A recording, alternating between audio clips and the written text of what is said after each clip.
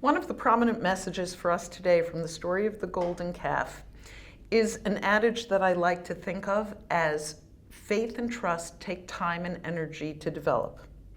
One of the questions that is so often asked is, this is a generation that saw miracles like no one else saw. They saw the 10 plagues. They saw all the miracles of the splitting of the Reed Sea. They saw their enemies, the Egyptians, drowning while they walked across on dry land. This was the generation that sang the song of the sea. And within a short time, when Moses is up on Mount Sinai, they build the golden calf. How can that possibly be? But it is a truth that faith and trust take time and energy to develop. Their relationship with God was in its infancy. Before the plague started, they didn't really know God, and they're just starting to experience this relationship, individual and communal, between them and God.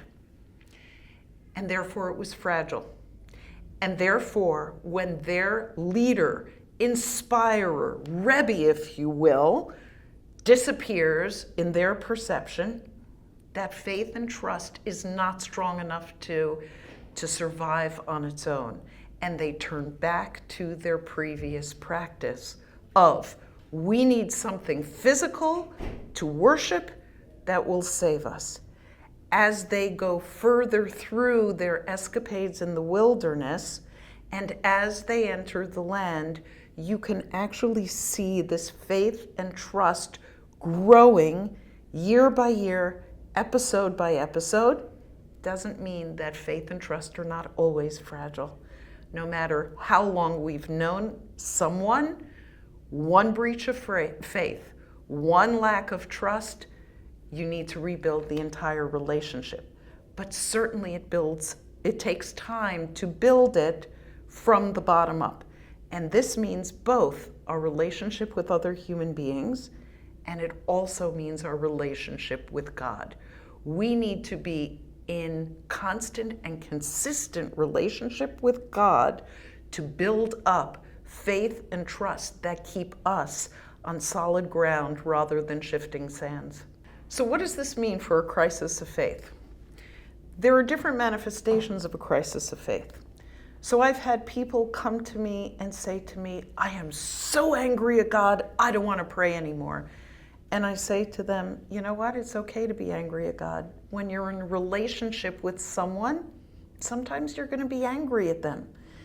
It is when a crisis of faith means I can no longer believe in the Creator, that we need to struggle with what that means to us, to the world, and to God Himself.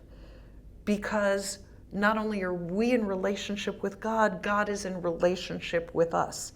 As we pull away from the relationship, it affects God's very essence.